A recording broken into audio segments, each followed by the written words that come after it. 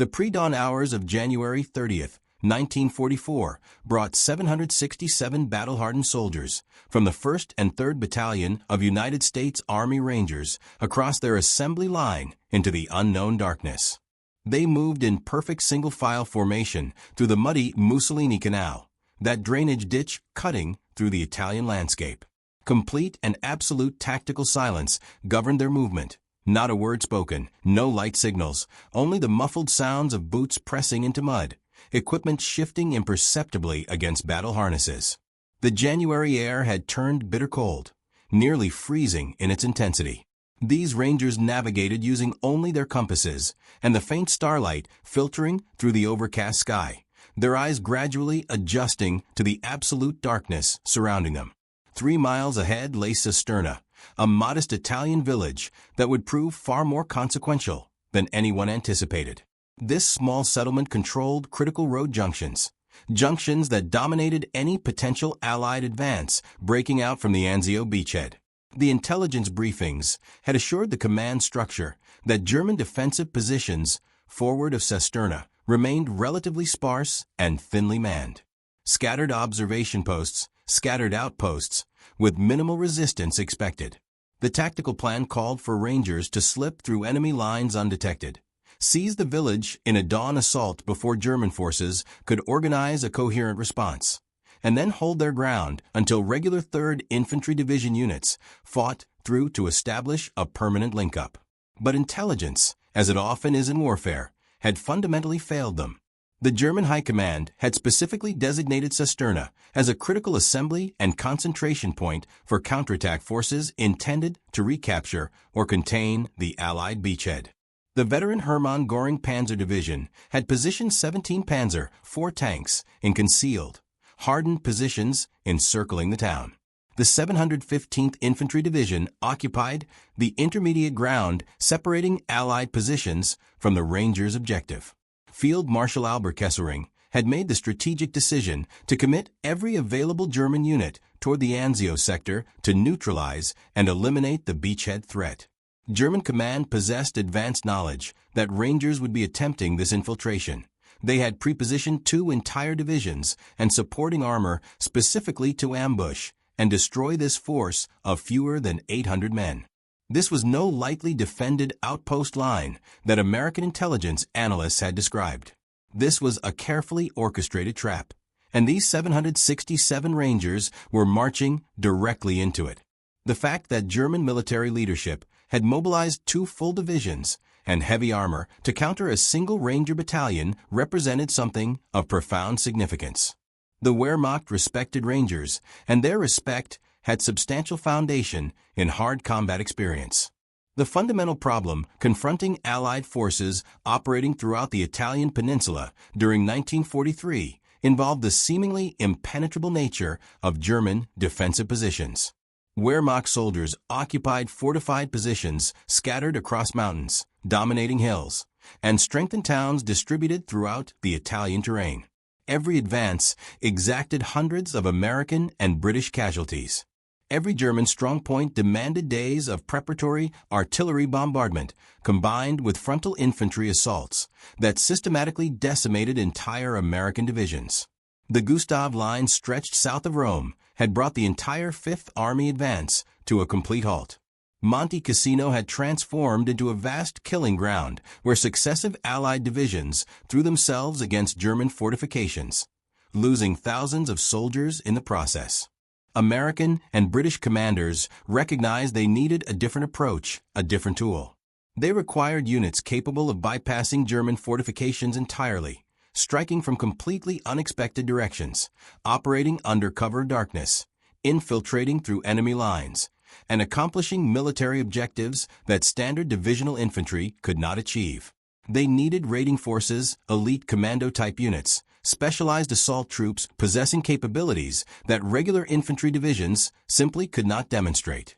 The British military had already developed such forces. The British commandos represented highly trained raiding battalions that had been conducting coastal operations against occupied territories since 1940. These specialized troops demonstrated mastery of small unit combat, nighttime operations, and amphibious assault tactics. British commandos proved that elite light infantry units could achieve strategic military objectives that entire divisions could never accomplish using conventional operational methods. However, during 1942, the United States Army possessed no comparable force or equivalent capability. American infantry divisions received training oriented toward conventional warfare, set-piece battles fought with elaborate artillery preparation and frontal assault methodologies. These troops performed their assigned missions effectively, but they had received no training in raiding operations, infiltration tactics, or commando-style warfare. General George Marshall, the Chief of Staff of the entire United States Army, recognized this critical capability gap. During May 1942, he authorized the formal establishment of a brand new military unit, the 1st Ranger Battalion, deliberately named after Rogers Rangers, the irregular forces that had conducted wilderness operations during the French and Indian War. This new American unit would adopt the organizational and operational principles developed by British commandos, but maintain American soldiers, American officers, and American command structure. The mission directive was straightforward and unambiguous. Create an elite raiding force possessing the capability to conduct military operations that conventional infantry units could not accomplish. Brigadier General Lucian Truscott, serving as the official United States Army liaison officer at the British Combined Operations Headquarters, dispatched a formal cable to Major General Russell Hartle, the commanding officer of all United States forces stationed in Northern Ireland. This cable formally authorized the immediate activation of the 1st Ranger Battalion. Approximately 2,000 American soldiers volunteered from the 34th Infantry Division and the 1st Armored Division stationed throughout Northern Ireland. These recruits represented America's geographic and demographic diversity: farm boys from Iowa, industrial workers from Pennsylvania, college students from California, individuals seeking adventure and challenge beyond standard infantry service. The recruitment posters asked simply for volunteers willing to undertake hazardous duty, providing no specifics and making no particular promises. Yet men lined up in substantial numbers to enlist. From the initial cohort of 2,000 eager volunteers, military selectors approved only 600 candidates for acceptance into the Rangers. The selection process was deliberately brutal and unforgiving in its standards. Physical endurance examinations eliminated approximately 50% of the applicants immediately through exhaustion and failure. Intensive interviews that probed individual motivation, character assessment, and psychological resilience. Thorough background investigations eliminated any candidate with disciplinary infractions or serious misconduct records. The United States Army wanted only the absolute finest soldiers. Nothing less would suffice. The officer selected to command this new experimental unit was Captain William Orlando Darby, then 31 years old. Darby possessed the credentials of a West Point graduate from the class of 1933, with previous artillery officer experience.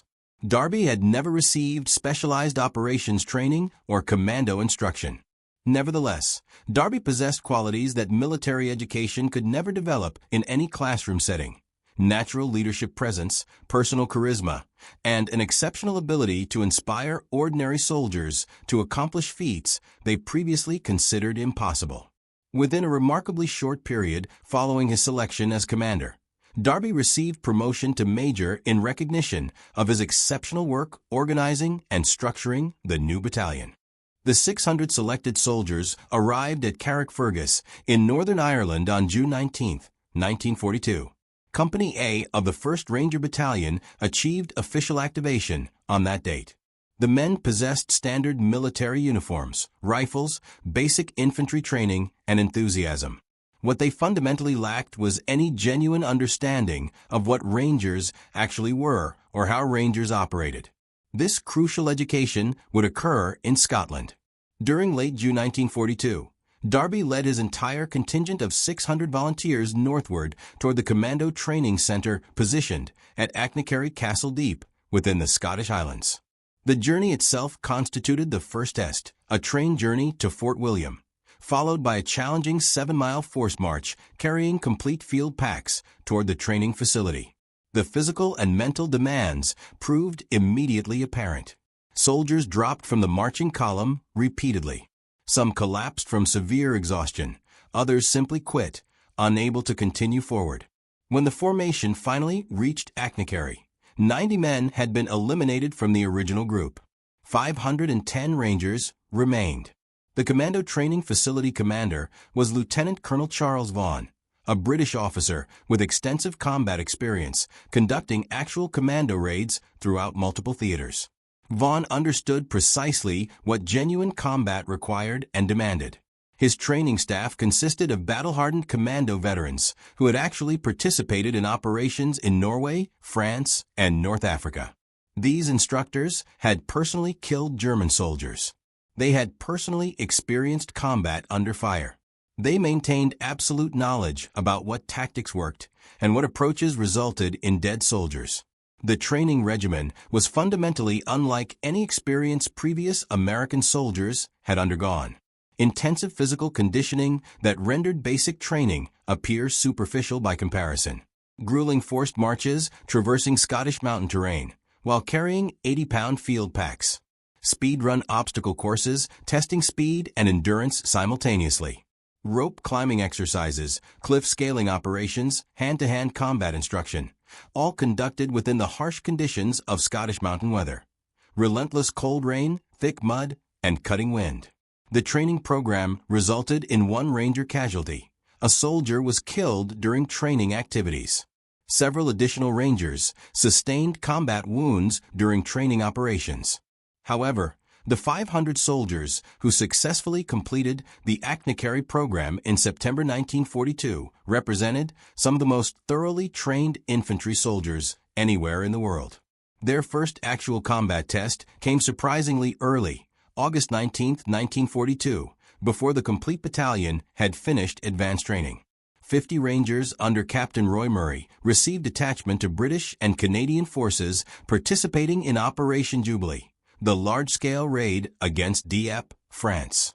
The stated objectives included testing German coastal fortifications, acquiring intelligence information about German defenses, and demonstrating to German forces that the Allies possessed capability to conduct amphibious raiding operations. The operation ultimately proved to be a disaster of massive proportions. German forces had received advance warning before the assault commenced. Landing craft encountered devastating fire from coastal artillery batteries and machine gun emplacements. From the 6,000 Allied soldiers who landed at Dieppe, over 3,000 were either killed or captured as prisoners. Yet the Rangers assigned to the 4th British Commando Unit managed to accomplish their assigned mission successfully. 4 Rangers joined with British commandos conducting an assault against the Hesse Battery near Varengeville. The target consisted of 6 German 155mm artillery guns positioned within fortified concrete emplacements.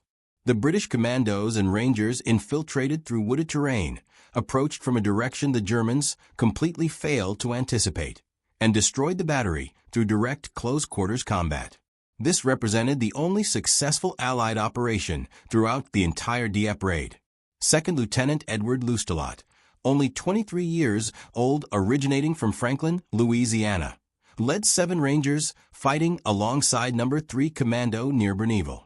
Their landing craft came under attack from German patrol boats. Only 3 boats managed reaching the shore under intense enemy fire. Loustalot assumed command when the British commander was killed in action. He led his Rangers and remaining commandos in an assault up steep coastal cliffs under sustained machine gun fire and mortar bombardment. Enemy fire wounded Loustalot 3 separate times. On his 3rd wound, while attempting to suppress a German machine gun position, Loustalot received a fatal hit. Edward Loustalot became the very first American soldier to die in actual ground combat throughout the entire European theater of World War II. German defensive personnel at Dieppe documented their observations regarding American Rangers in official military reports. The American Rangers assigned to commando units demonstrated exceptional aggression and complete disregard for casualties and personal safety. This assessment would become repeated in every subsequent engagement pitting Rangers against German forces throughout the war. During November 1942, the 1st Ranger Battalion deployed toward North Africa as an integrated component of Operation Torch, the massive Allied invasion of French Morocco and Algeria. The Rangers received assignment of a strategically critical mission. They had to neutralize the coastal artillery batteries positioned at Arzew, Algeria, before these guns could fire upon the invasion fleet approaching the North African coast. 2 separate battery positions required elimination: the Battery Nider and Battery Dessous. French colonial troops loyal to Vichy France occupied the defensive positions. The tactical plan required Rangers to land during nighttime, move inland using compass navigation, and assault both batteries simultaneously from the rear before dawn broke. At 0300 hours on November 8, 1942, 2 Ranger companies landed on beaches situated east of Arzew in complete darkness. Within 20 minutes, both battery positions had been secured completely. 40 French soldiers were taken prisoner. The Rangers sustained no casualties throughout the operation. The invasion fleet proceeded to land unopposed at Arzew, facing no artillery fire whatsoever. General Dwight Eisenhower, the supreme Allied commander of all Allied forces throughout Europe, noted the Ranger success prominently within his official military reports. The subsequent operation proved even more significant in establishing German recognition of Ranger capabilities. During February 1943, the 1st Rangers executed the first purely American behind-the-lines raiding operation of the entire war, striking at Senat Station in Tunisia. A reinforced German and Italian garrison maintained a heavily fortified outpost position amid mountainous terrain. Allied intelligence required specific information regarding enemy force strength and tactical dispositions. A conventional frontal assault would have generated hundreds of casualties among American forces. Darby proposed an alternative, a night infiltration raid. 3 Ranger companies would execute a 12-mile night march through enemy-controlled territory, approach Senat Station from the rear, assault at dawn, capture prisoners for interrogation, destroy the position, and withdraw before German reinforcements could respond. On the night of February 10th through 11th, 200 Rangers moved out from Allied defensive positions. At dawn on February 11th, Rangers assaulted Senat Station from 3 simultaneous directions. The Italian garrison experienced complete shock at the assault's ferocity and coordination. 11 Italians were killed, 11 captured, including 1 officer yielding valuable intelligence information. Total Ranger casualties consisted of 1 soldier wounded. This operation demonstrated all the characteristics that made Rangers exceptionally effective combatants. The operation that cemented Ranger reputation beyond any remaining doubt occurred during March 1943 at Gafsa, Tunisia. American forces under General George Patton faced complete stalemate resulting from German defensive positions positioned throughout mountainous terrain. The critical terrain feature was Jebel Ankh, a heavily fortified hill dominating every approach toward Gafsa. 2 complete American infantry battalions had already assaulted the position, suffering devastating casualties. Patton assigned the mission directly to Rangers. Darby carefully studied the terrain and formulated an operational plan involving night approach movements. The Rangers would conduct a 12-mile flanking march around German positions through unmapped mountain terrain during darkness, climb the rear slope of Jebel Ankh while it remained dark, and assault from a direction the Germans completely failed to anticipate. On the night of March 20th, the entire 1st Ranger Battalion moved out. At dawn on March 21st, 6 Ranger companies assaulted Jebel Ankh from the rear. German defenders were oriented completely in the opposite direction, positioned specifically to counter frontal assaults from the valley floor. Rangers appeared over the hilltop ridge with rifles, grenades, and bayonets fixed. Within 2 hours, Jebel Ankh was under complete American control. 200 German prisoners were captured. Ranger casualties remained minimal. Patton now possessed his breakthrough opportunity. American armor columns poured through the gap Rangers had created. The Battle of Gafsa became the first major American victory against German forces throughout the entire war. Rangers had made this victory possible. German forces had designated Cisterna specifically as an assembly concentration point for counterattack formations intended to recapture the beachhead. The Hermann Göring Panzer Division had repositioned tanks and infantry into positions surrounding the town. The 715th Infantry Division occupied ground between Allied positions and Cisterna. Rangers would not infiltrate behind German lines. Rangers would infiltrate directly into the main German defensive concentration in the entire Anzio sector. At 0130 hours on January 30th, 1944, the 1st and 3rd Ranger Battalions crossed their designated line of departure, advancing into no man's land. 767 Rangers moved in single-file column formation along the Mussolini Canal drainage ditch. They navigated through complete darkness. For the initial 3 miles, infiltration proceeded perfectly. Rangers bypassed German sentries, crossed obstacles, maintained formation without verbal communication. But at 0600 hours, as dawn approached, the drainage ditch ended abruptly. Rangers remained approximately 800 meters from Cisterna. Open ground lay between them and their objective. Flat fields offered no cover whatsoever. Daylight was approaching rapidly. Rangers committed to crossing the open ground. German sentries detected them immediately. Alarm whistles sounded through the morning air. Machine guns opened sustained fire. Rangers discovered themselves within the middle of a massive German defensive position. The Hermann Göring Panzer Division had 17 Panzer IV tanks concealed throughout Cisterna. The 715th Infantry Division held infantry positions on 3 sides of the Rangers. Rangers had not infiltrated behind German lines. They had infiltrated directly into the largest German force concentration throughout the entire Anzio sector. The battle that followed persisted for 8 consecutive hours. Rangers fought from drainage ditches, from farmhouses, from shell craters, from any position providing minimal cover. German tanks maneuvered, attempting to cut off escape routes. German infantry closed from all sides. Artillery fire from German batteries pounded Rangers repeatedly. The 4th Ranger Battalion attempted fighting through to rescue trapped units. German positions stopped the relief force completely. The 4th Rangers could not break through. The 3rd Infantry Division attacked, attempting to reach Cisterna. They could not penetrate German defensive positions. By afternoon, ammunition supplies were completely exhausted. Rangers had fired every available round. Bazooka weapons were empty. Grenades were depleted. Rifles contained only final magazines. The 1st and 3rd Battalions were completely surrounded with no reinforcement possibility and no escape route remaining. Major Alva Miller, commander of a 3rd Battalion, was killed leading a final counterattack. Major John Dobson, commander of the 1st Battalion, sustained severe wounds. German forces demanded surrender. Rangers refused absolutely. They fought with bayonets and rifle butts. By late afternoon, on January 30th, organized resistance ended.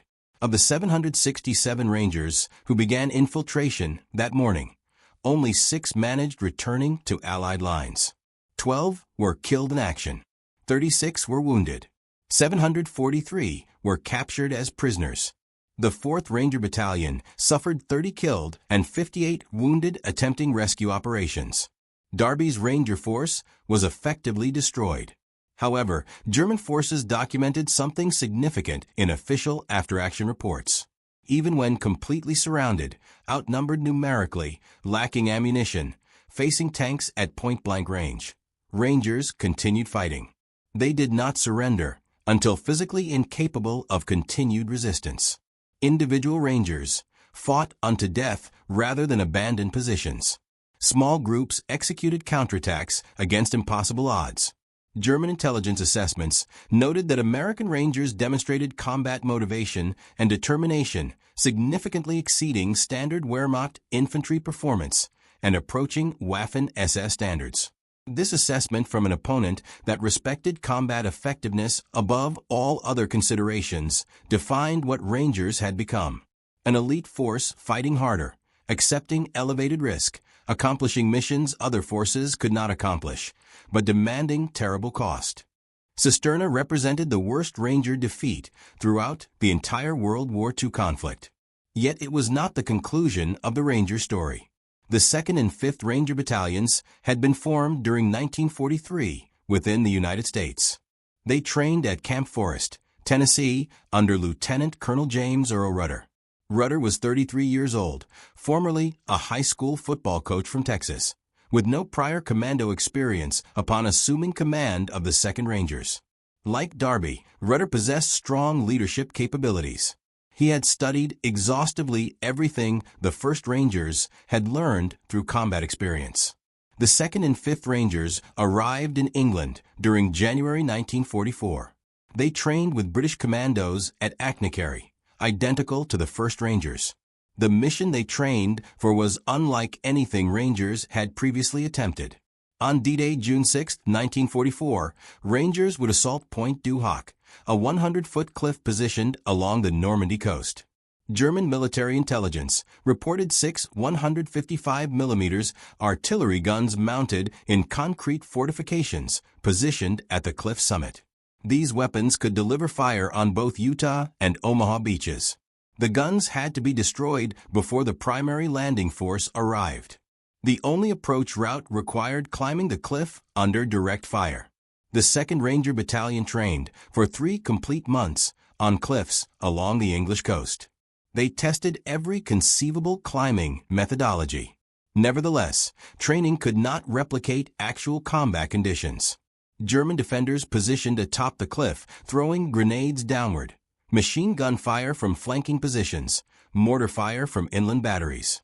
At 0445 hours on June 6, 1944, 225 Rangers from Companies D, E, and F of the 2nd Battalion loaded into British landing craft, heading toward Pointe du Hoc.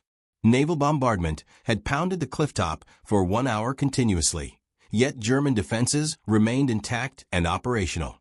Landing craft approached the cliff base under devastating fire. At 0710 hours, landing craft grounded on the narrow beach positioned at the cliff base. Rangers jumped into waist-deep water and ran toward the cliff face. German grenades fell continuously from above. Rifle fire erupted from the cliff edge. Rangers fired rocket grapples. Ropes shot upward toward the cliff face. Some caught successfully on rocks and timber. Others fell back down. Germans attempted cutting ropes as Rangers fired them. Rangers climbed on secured ropes hand over hand. They climbed 100 feet, carrying complete combat gear.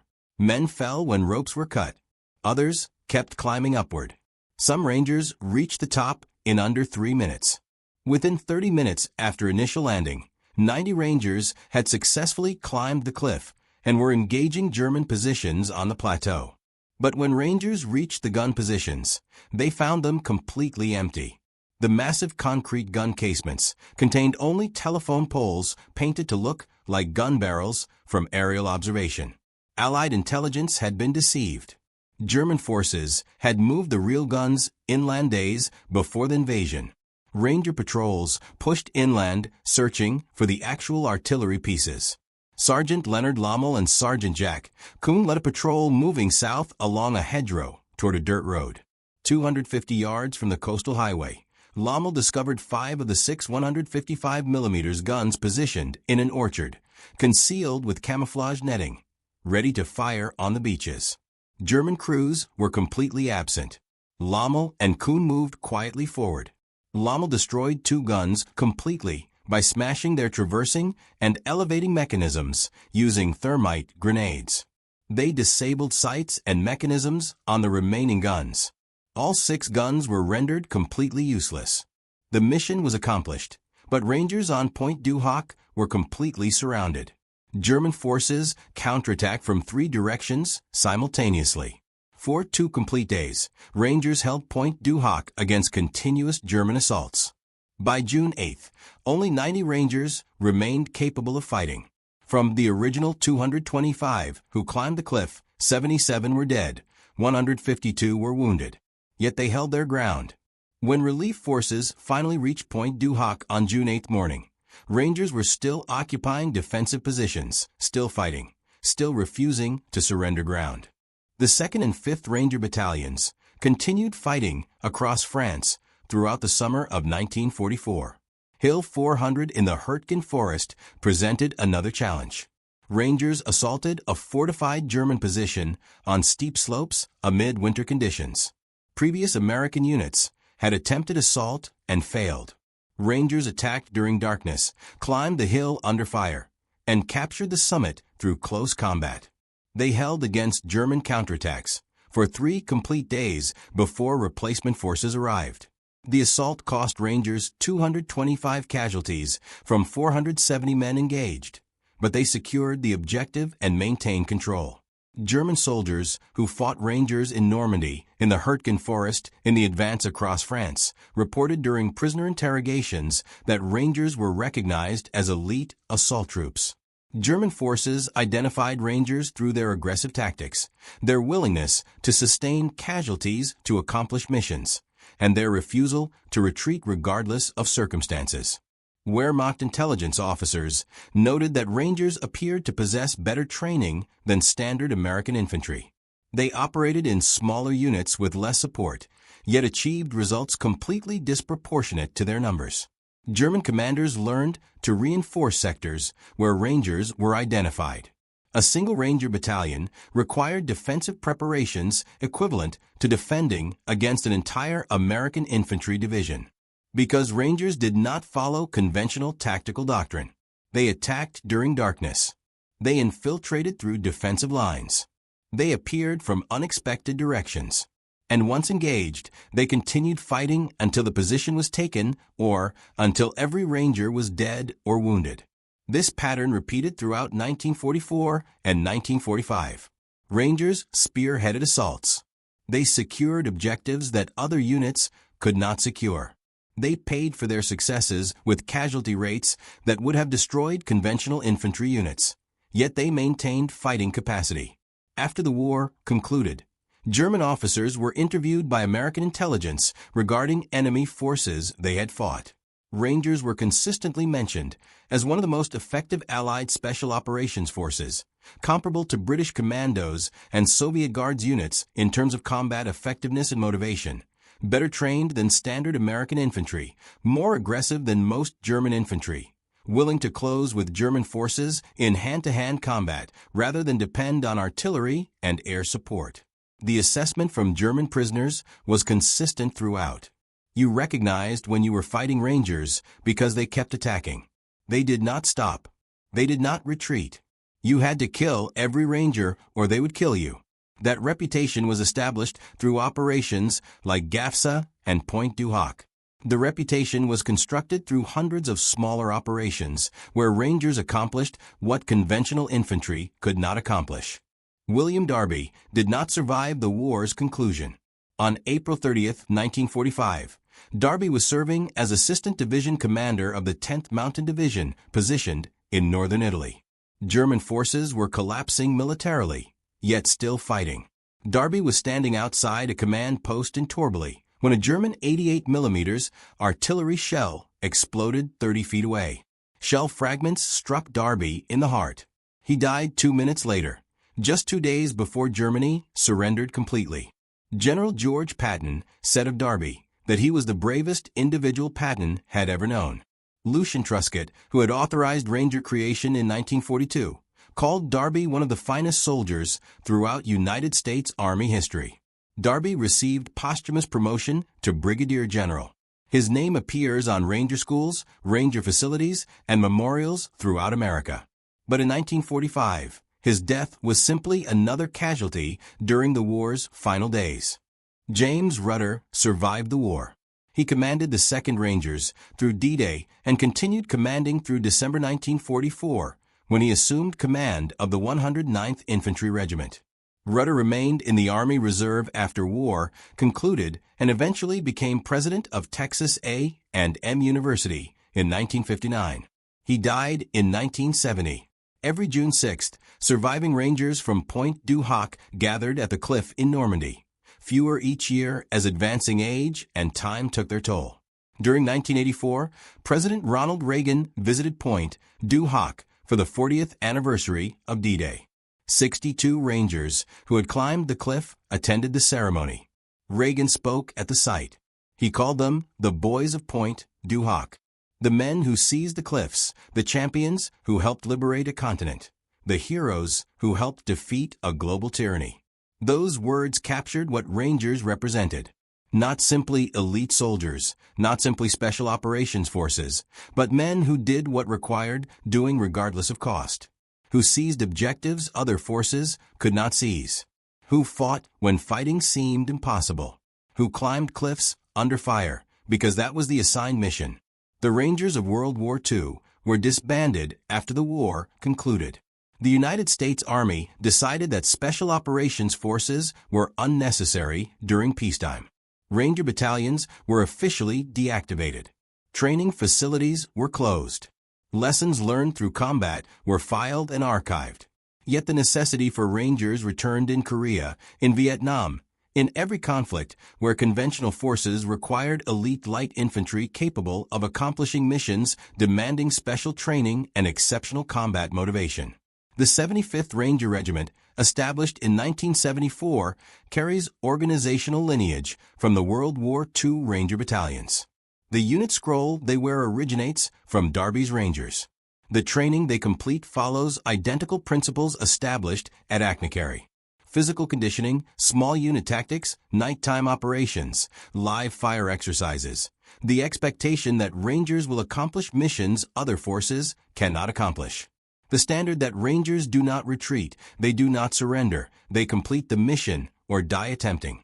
German tactical doctrine depended on defensive positions strong enough to stop Allied attacks, machine guns and concrete bunkers, artillery fires on pre-registered target zones, minefields, obstacles that channeled attackers into killing zones. These defenses stopped conventional Allied infantry. They slowed advances. They forced Allied commanders to bring up additional artillery, additional air support, additional troops. German forces could trade terrain for time because Allied attacks followed predictable patterns. But Rangers were completely unpredictable. They bypassed defenses. They infiltrated through defensive lines. They attacked during darkness from the rear. They circumvented strong points and struck objectives directly. German forces could not depend on defensive positions to stop Rangers because Rangers did not attack defensive positions using conventional infantry attack methodology. And when Rangers did assault defended positions directly, like at Pointe du Hoc or Hill 400, they executed attacks with such speed and violence that German defenders had insufficient time to develop effective defensive responses. The question about why German forces feared Rangers more than other Allied units has a straightforward answer. Germans feared Rangers because Rangers were fundamentally different. Not better armed, not more numerous, not supported by superior artillery or air power. Rangers were feared because they fought completely differently. They accepted risk that conventional infantry avoided.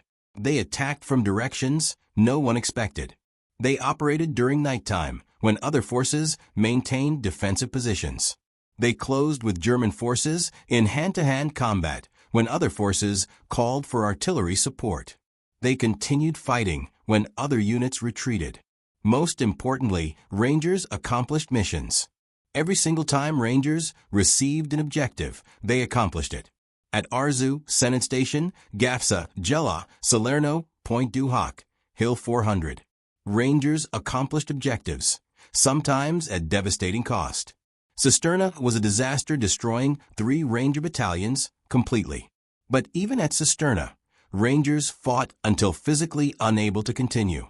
German forces learned that Rangers could not be intimidated, could not be bluffed, could not be frightened into retreating. You had to kill Rangers, and killing Rangers required overwhelming military force. That was the foundation of German fear. Not fear of Rangers as superhuman warriors, but fear of Rangers as soldiers who would not quit, who would continue fighting regardless of circumstances, who would sustain casualties that would break other units, yet continue attacking. That combination of unconventional tactics and extreme aggression made Rangers uniquely dangerous to German forces. Not because Rangers were invincible. They sustained casualties. They suffered defeats. But because Rangers were unpredictable and completely relentless. You never knew where Rangers would attack. You never knew when they would assault. And once they attacked, they would not stop until the mission was accomplished or until every Ranger was dead or wounded. That uncertainty, that knowledge that Rangers might appear anywhere from any direction, at any possible time, and would fight unto death once engaged created psychological pressure that conventional forces did not create. German units facing Rangers had to maintain significantly higher alert levels. They had to defend in all directions. They had to assume that any nighttime movement might represent a Ranger infiltration. They had to prepare for assaults originating from unexpected directions. The cost of maintaining that defensive posture involved exhaustion, stress, reduced tactical effectiveness of German units, required to guard against Ranger operations. One Ranger battalion demanded German defensive preparations equivalent to defending against an entire American infantry division. Not because Rangers possessed equivalent firepower, but because Rangers created disproportionate threat through unconventional tactics and relentless aggression. That force multiplier effect was precisely what the United States Army wanted when it created Rangers during 1942. A small elite force capable of accomplishing strategic military missions without requiring division-sized resources. Rangers proved conclusively that the concept worked. They proved that properly trained and led infantry could accomplish results far exceeding their numerical strength. They proved that aggression, speed, and unconventional tactics could overcome superior German defensive positions. They proved that American soldiers, given appropriate training and strong leadership, could match or exceed any military force globally. That legacy continues throughout today's 75th Ranger Regiment. Rangers lead the way. That phrase originated at Omaha Beach on D-Day, when the 29th Infantry Division was pinned down by German fire. Unable to advance off the beach, Brigadier General Norman Cota located Ranger companies intermixed with the division. Cota asked which unit they belonged to. They responded, 5th Rangers. Cota said, "Well, then Rangers lead the way." And they did. Rangers moved off the beach, cleared German positions, and opened paths permitting the 29th Division to advance. The Rangers of World War II were not superhuman warriors. They were ordinary American soldiers who underwent extraordinary training and accepted missions demanding extraordinary sacrifice. They came from farms and factories and cities throughout America. They volunteered for hazardous duty. They trained more intensively than any infantry anywhere in the world. They fought throughout every theater of World War II. They established a reputation that made German forces modify tactics, reinforce positions, and prepare specifically for Ranger operations. That explains why German troops feared United States Army Rangers more than other Allied units. Not because Rangers were invincible, but because Rangers were relentless, unpredictable, and willing to pay any cost to accomplish assigned missions.